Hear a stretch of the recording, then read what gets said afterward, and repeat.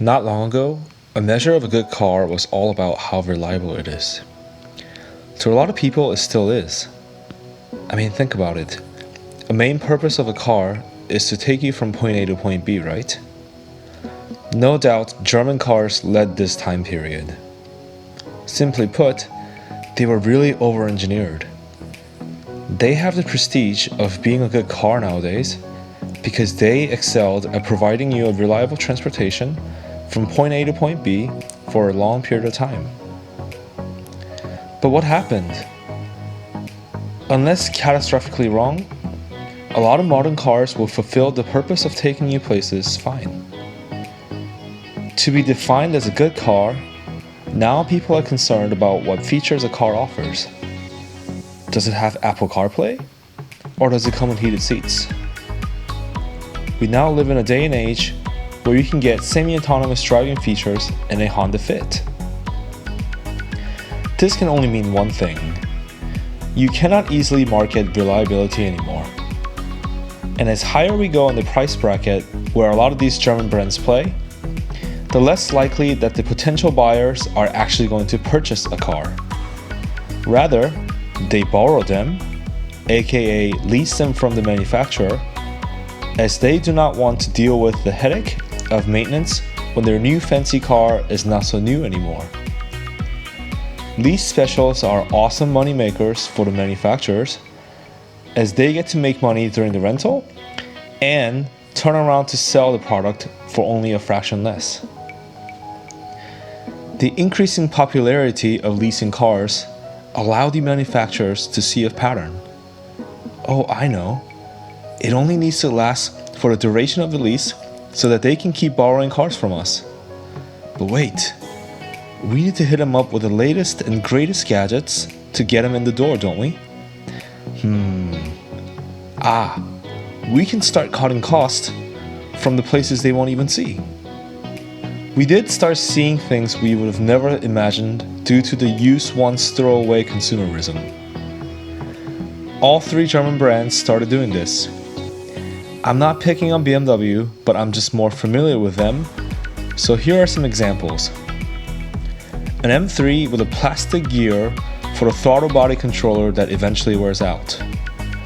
Door cards changing from ones with the lid to just one-piece injection molded design. Oh, people don't even know the car is rear-wheel drive. Let's just make a Mini into a BMW. The list goes on and on. Despite the cost-cutting measures these manufacturers inevitably take, there are plenty of people out there who are getting good life out of these products. How? Well, it's simple. Do maintenance.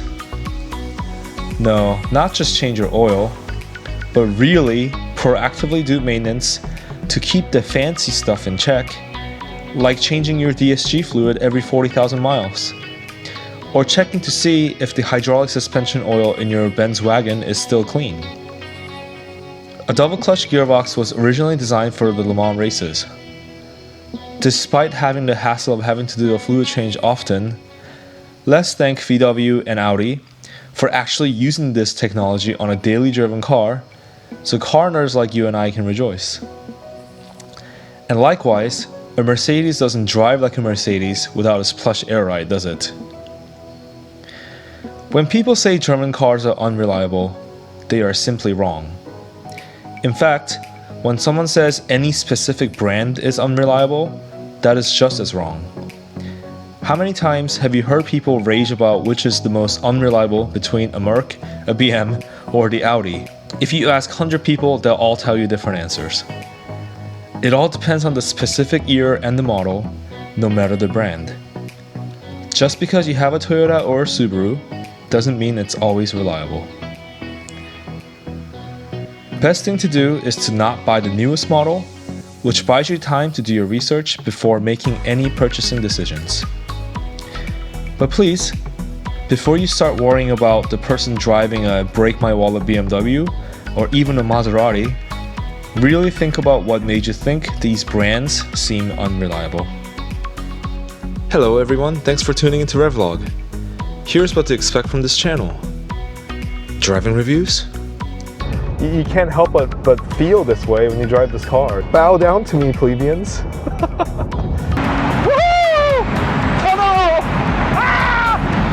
Interviews with the experts from the industry. Why do all cars look very similar? Yes. That question. And discussions. They introduce a new logo design. There's this notion that you must own a stick shift to be considered as a hardcore gearhead, isn't there? Please subscribe to the channel for more contents. Thank you.